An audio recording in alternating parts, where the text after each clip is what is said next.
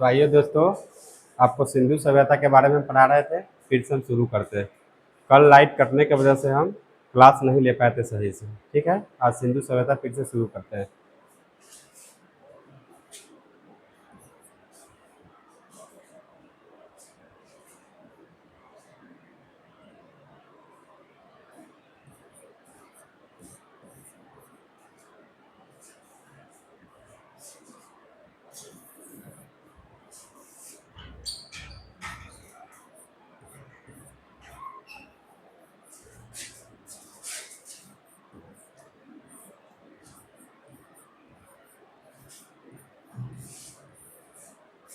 ठीक है, तो कल आपको हम सिंधु सभ्यता के बारे में पढ़ा रहे थे। लगभग पढ़ा दिए थे, थोड़ा सा बच गया था। ठीक है, तो सिंधु सभ्यता के बारे में थोड़ा सा हाईलाइट कर देते हैं। सिंधु सभ्यता जो है विश्व का प्रथम एक नगरीय सभ्यता है या शहरी सभ्यता है, जबका विश्व का प्रथम सभ्यता जो है मेसोपोटामिया की सभ्यता है, जो एक ग्रामीण सभ्यता है। ठीक है, तो विश्व का प्रथम नगरीय सभ्यता कौन है? सिंधु सभ्यता है। और जबकि विश्व का प्रथम सभ्यता जो ग्रामीण सभ्यता है वो मेसोपोटामिया की सभ्यता है। तो लिखेंगे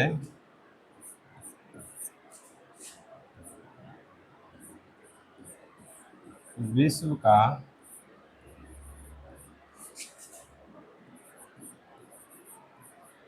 प्रथम नगरीय सभ्यता, नगरीय सभ्यता सिंधु सभ्यता है।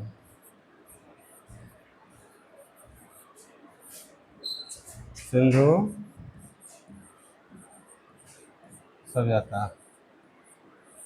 ठीक है दोस्तों, जबकि विश्व का प्रथम सभ्यता मेसोपोटामिया की सभ्यता है, जो ग्रामीण सभ्यता है।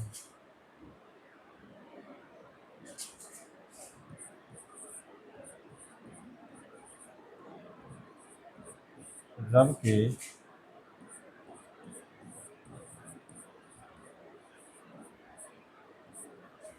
जबकि विश्व का प्रथम सभ्यता मेसोपोटामिया की सभ्यता, मेसोपोटामिया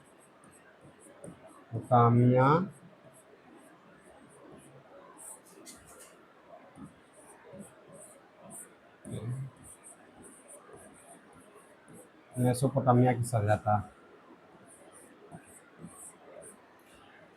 तो हम लोग देखें कि विश्व का प्रथम नगरीय सभ्यता सिंधु सभ्यता है, जबकि विश्व का प्रथम सभ्यता मेसोपोटामिया की सभ्यता है, जो ग्रामीण सभ्यता है, जो ग्रामीण सभ्यता, ग्रामीण सभ्यता। ठीक है, तो इतना हम लोग जान गए। सिंधु सभ्यता के बारे में हम लगभग पूरा आपको पढ़ा चुके हैं। ठीक है, आज हमको पढ़ाना है हड़प्पा की सभ्यता। तो सिंधु सभ्यता के ही हम लोग हड़प्पा की सभ्यता भी बोलते हैं। ठीक है, एक भी सिंधु घाटी सभ्यता में सबसे पहले उत्खनन जो हुआ था वो हड़प्पा का हुआ था। ठीक है, इसलिए इसको हम सिंधु घाटी सभ्यता को हड़प्पा की सभ्यता भी कहते हैं। तो आइए अब लोग फिर से हम देखते हैं हड़प्पा की सभ्यता।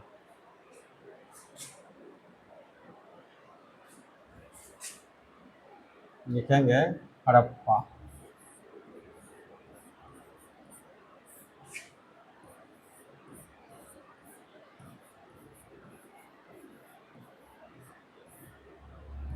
कल आपको हम हड़प्पा की सभ्यता पढ़ा रहे तो अचानक लाइन कट गई थी।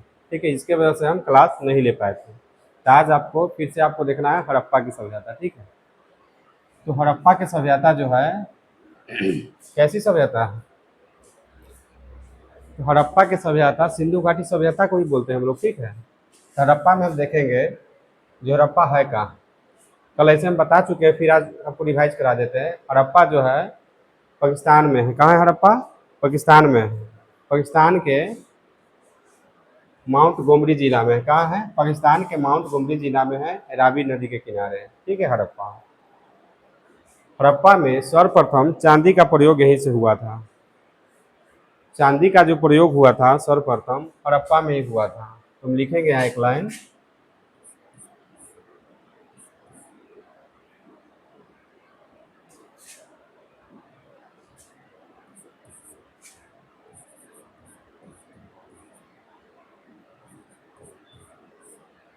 चांदी का प्रयोग सर्वप्रथम हड़प्पा के लोगों ने ही शुरू किया था।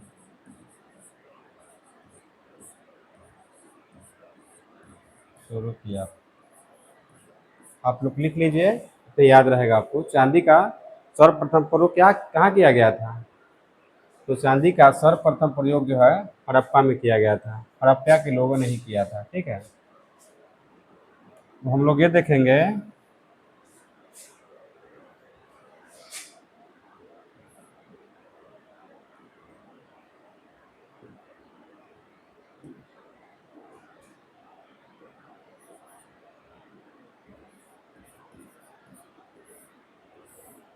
हड़प्पा में हम लोग देखेंगे जो कौन कौन सा वस्तु मिला था। ठीक है, हड़प्पा में हम लोग देखेंगे जो कौन कौन सा वस्तु मिला था।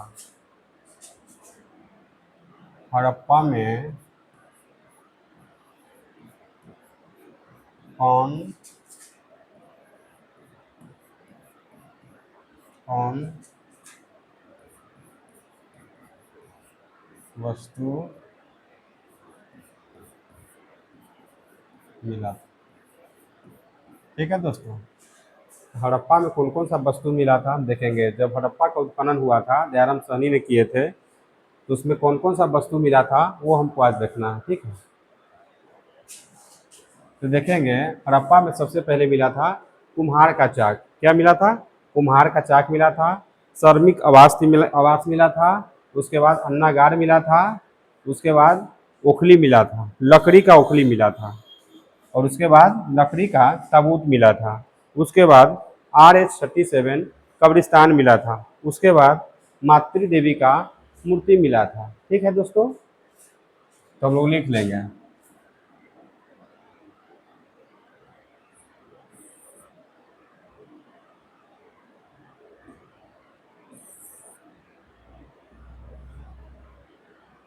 लिखेंगे कुम्हार का चाक मिला था। क्या मिला था? कुम्हार का चाक।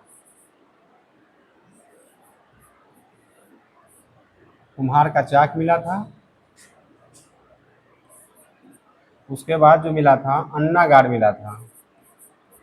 अन्नागार। ठीक है, उसके बाद मिला था श्रमिक आवास। श्रमिक आवास।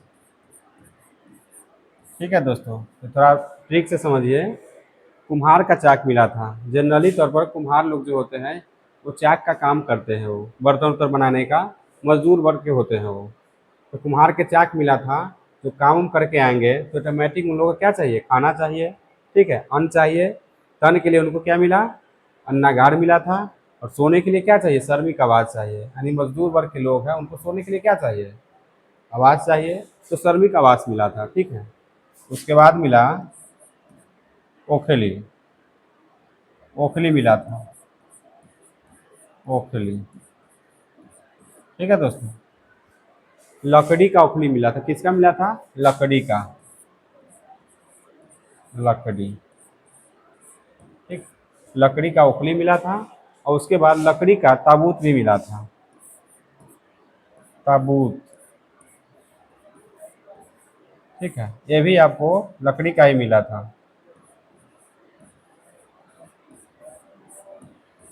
ठीक है, तो ओखली मिला था उस समय धान उन कूटने के लिए, उस समय लकड़ी का ओखली मिला था। उसका ताबूत मिला था। तो ताबूत जो उस समय ईसाई लोग जो होते थे, जो मरते थे लोग, तो उनको शव का जो होता था ताबूत में दफनाया जाता था उस समय। तो क्या मिला था? लकड़ी का ताबूत मिला था। ठीक है, उसके बाद जो मिला था दोस्तों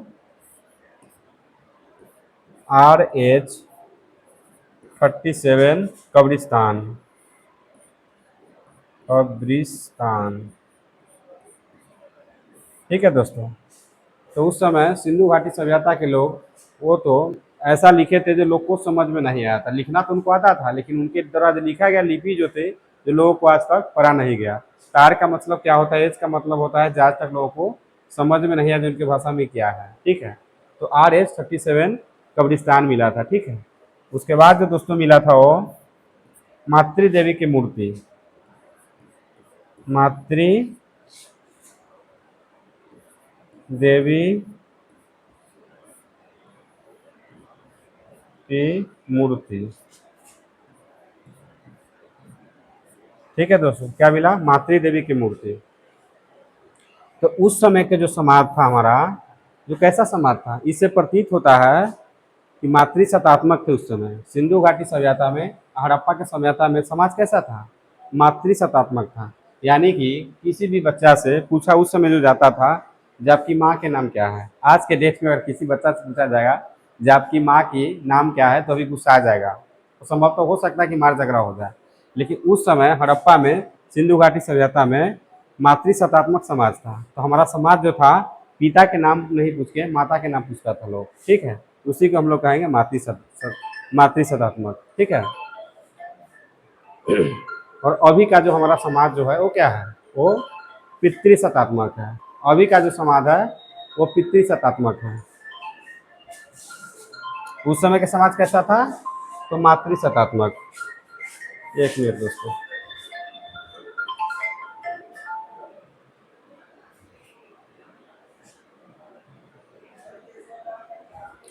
ठीक है। तो हम बता रहे थे कि अभी के जो हमारा समाज जो है वो पितृ सत्तात्मक है। अभी हमसे या किसी से या किसी बच्चे से भी पूछता है तो पूछता है आपके फादर का क्या नाम है, आपके पिताजी के क्या नाम है। लेकिन उस समय के जो समाज था हमारे सिंधु घाटी सभ्यता में, हड़प्पा में, पूछता था लोग कि आपकी माँ के क्या नाम है, ठीक है। तो माँ के नाम बताया जाता था, क्योंकि उस समय के समाज कैसा था? मातृ सत्तात्मक था। एक लाइन लिख लेंगे यहीं पर,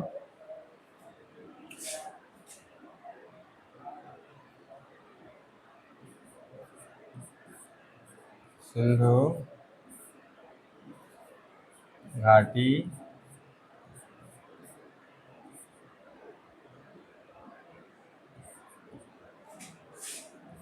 सभ्यता मातृ सत्तात्मक था। कैसा था? मातृ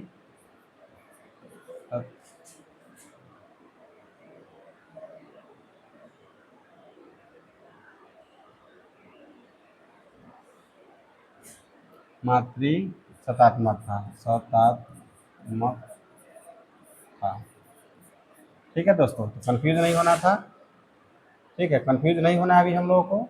सिंधु घाटी सभ्यता के लोग कैसा था? मातृ सत्तात्मक था, ठीक है, मातृ सत्तात्मक। इसमें हम लोग देख रहे थे क्या क्या चीज मिला है। कुम्हार का चाक मिला है, अन्नागार मिला है, श्रमिक आवास मिला है, लकड़ी के ओखली मिला है, लकड़ी का ताबूत मिला है, RH-37 कब्रिस्तान मिला है, मातृ देवी की मूर्ति मिला है, और भी लोगों मिला है इसमें। इसमें एक सींग वाला जानवर मिला है, एक सींग वाला जानवर मिला है, एक सींग वाला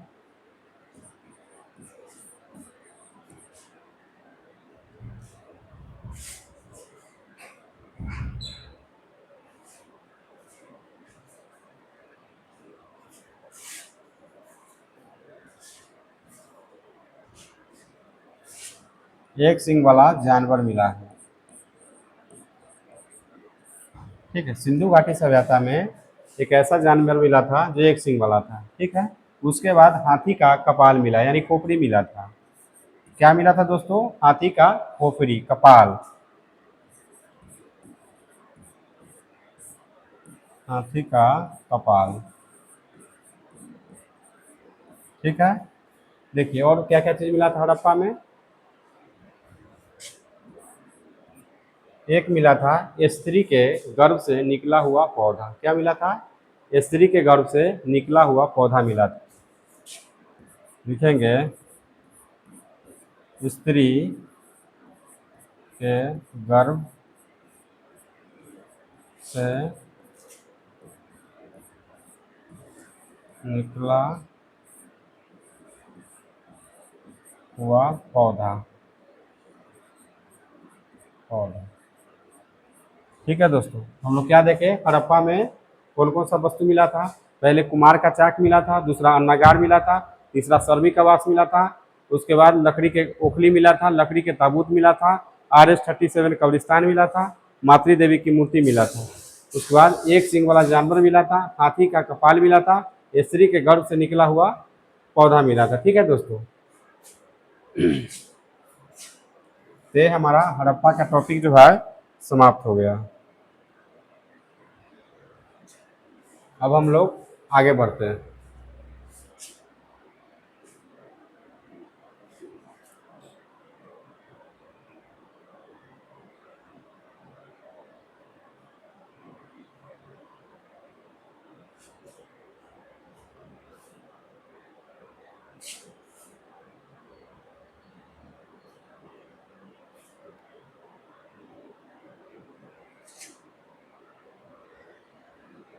ठीक, इसमें हम हड़प्पा में एक दो लाइन और लिख लेते हैं, ज़्यादा बेहतर होगा। ठीक है, तो इसको समाप्त करेंगे टॉपिक।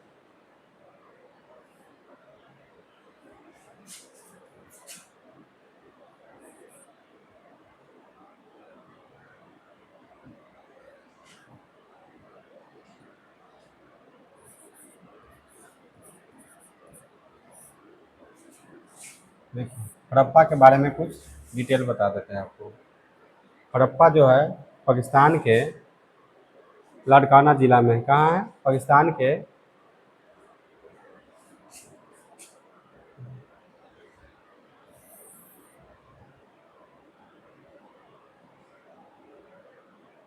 सॉरी, हड़प्पा कहाँ है, पाकिस्तान के माउंट गोम्बी ज़िला में। कहाँ है, पाकिस्तान के माउंट गोम्बी ज़िला में है, जो रावी नदी के किनारे है। ठीक है,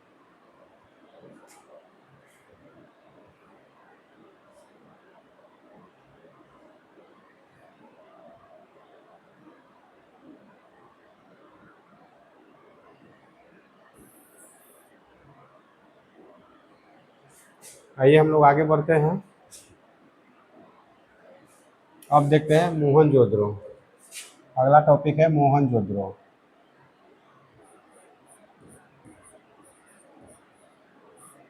मोहनजोदड़ो,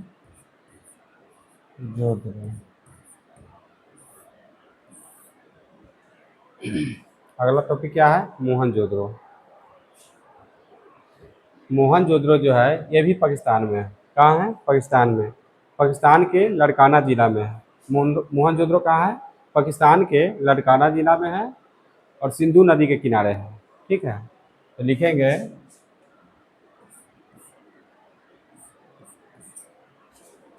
मोहनजोदड़ो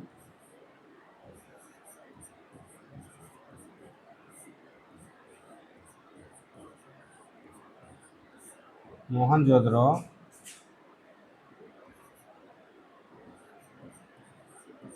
पाकिस्तान के लाड़काना जिला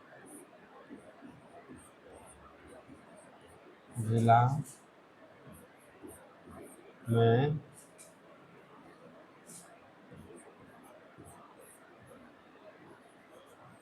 सिंधु नदी के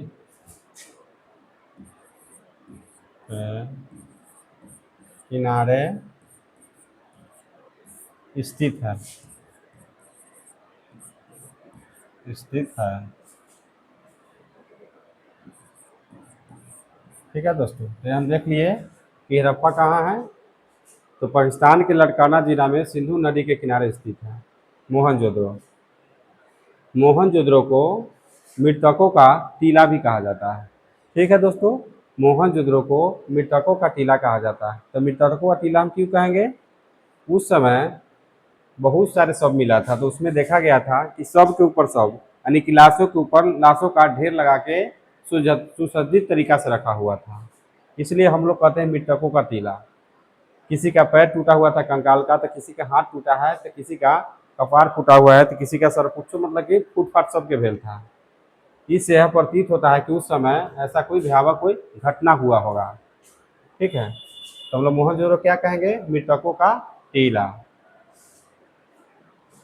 अब हम लोग देखेंगे कि मोहनजोदड़ो में क्या क्या वस्तु मिला है। और मोहनजोदड़ो का उत्खनन कौन किया था? तो मोहनजोदड़ो का उत्खनन जो है रखाल दास बनर्जी ने किया था। कौन किया था? रखाल दास बनर्जी ने 1922 में किया था। जबकि हड़प्पा का उत्खनन कौन किया था? उसका उत्खनन दयानंद साहनी ने किया था और 1921 में किया था। ठीक 1 साल बाद मोहनजोदड़ो का उत्खनन हुआ था।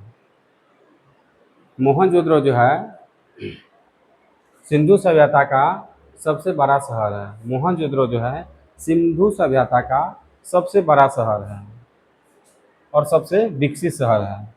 जबकि सिंधु सभ्यता का सबसे बड़ा जो शहर है वो मोहनजोदड़ो है, और सिंधु सभ्यता का सबसे बड़ा स्थल जो है वो राखी गढ़ी है। तो हम लोग लिख लेंगे एक लाइन।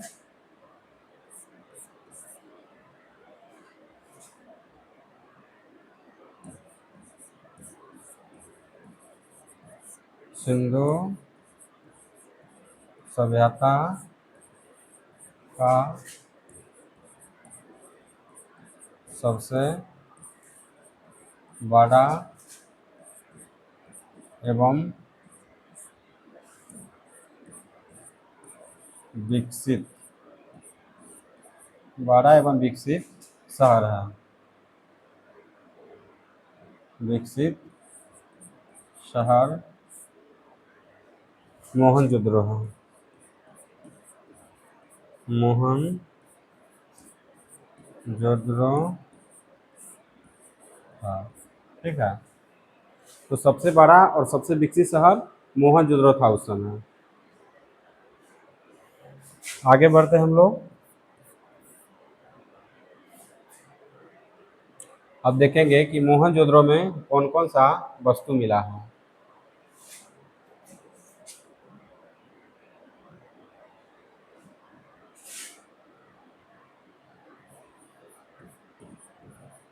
मोहनजोदड़ो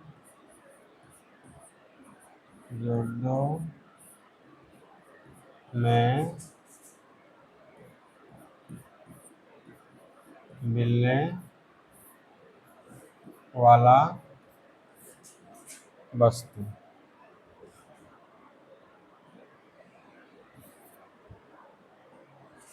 मोहनजोदड़ो में मिलने वाला वस्तु।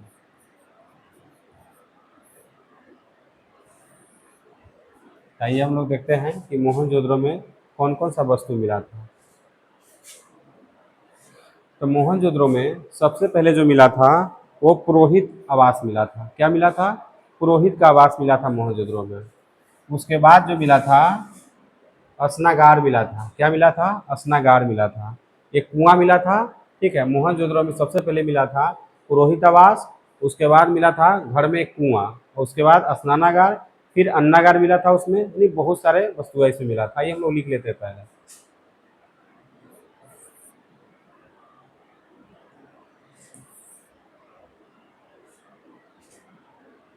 सबसे पहले मिला था पुरोहित आवास। पुरोहित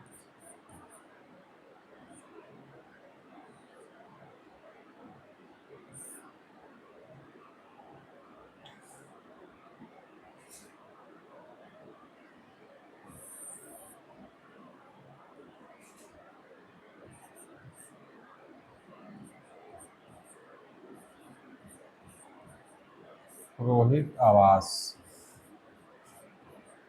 क्या मिला था? पुरोहित आवास। उसके बाद मिला कुआं, घर में कुआं मिला था। कुआं। ठीक है, उसके बाद स्नानागार मिला था। स्नानागार। ठीक है, उसके बाद मिला सूती वस्त्र। क्या मिला? सूती वस्त्र। सूती वस्त्र। सूती वस्त्र। ठीक है, सूती वस्त्र के बाद मिला सभागार। सभागार, ठीक है दोस्तों। और सभागार के बाद मिला पशुपति शिव। पशुपति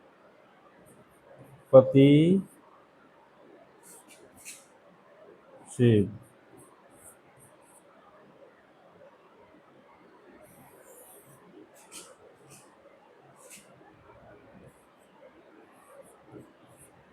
पशुपति, ठीक है। फिर उसके बाद मिला नर्तकी, कांसे का नर्तकी। कांसे की नर्तकी, कांसे की नर्तकी, ठीक है। उसके बाद मिला तांबा का ढेर।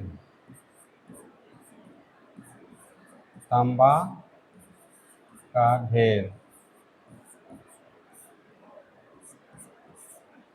ठीक है। उसके बाद मिला अस्थि पंजर।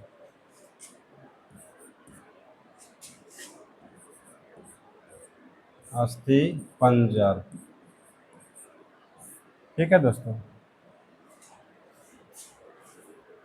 क्या मिला? सबसे पहले पुरोहित आवास मिला, एक बार और रिवाइज कर देते हैं।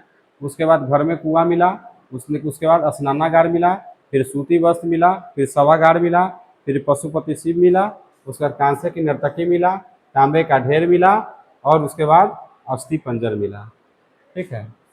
तो देखिए, इसको ट्रिक पर सजाने की कोशिश कीजिए, जल्दी याद हो जाएगा।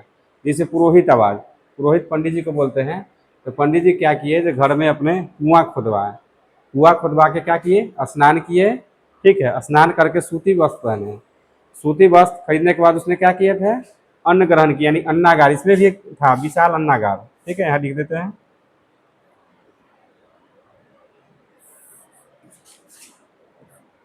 विशाल अन्नागार। तो दोस्तों कंफ्यूज नहीं होना है, वहाँ भी अन्नागार मिला था, हड़प्पा में भी, और यहाँ भी मोहनजोदड़ो में भी अन्नागार है। तो यहाँ विशाल अन्नागार है, ठीक है। तो क्या हम बताए थे, पुरोहित आवास मिला। तो पुरोहित आवास में घर में कुआं था। तो कुआं में क्या किए पंडित जी, स्नान किए, उसके बाद सूती वस्त्र पहने, फिर क्या किए, अन्न ग्रहण किए। वहाँ अन्नागार मिला, विशाल अन्नागार। उसके बाद सभा लगाए, ठीक है। कहाँ सभा लगाए, चौड़ी सड़क पर। एक और छूट रहा है, चौड़ी सड़क पे। तो चौड़ी सड़क में मिला था एगो, चौड़ी सड़क, ठीक है दोस्तों। यहाँ चौड़ी सड़क पे मिला था। क्या हुआ था, सभा लगाया था कहाँ, चौड़ी सड़क पे। तो चौड़ी सड़क पे क्या मिले, पशुपति शिव। तब कांसे की नर्तकी नर्तकी करने, डांस करने लगी, ठीक है। तब उसको क्या मिला, तांबे का ढेर, तब अस्थि पंजर। याद रहेगा इतना दोस्तों।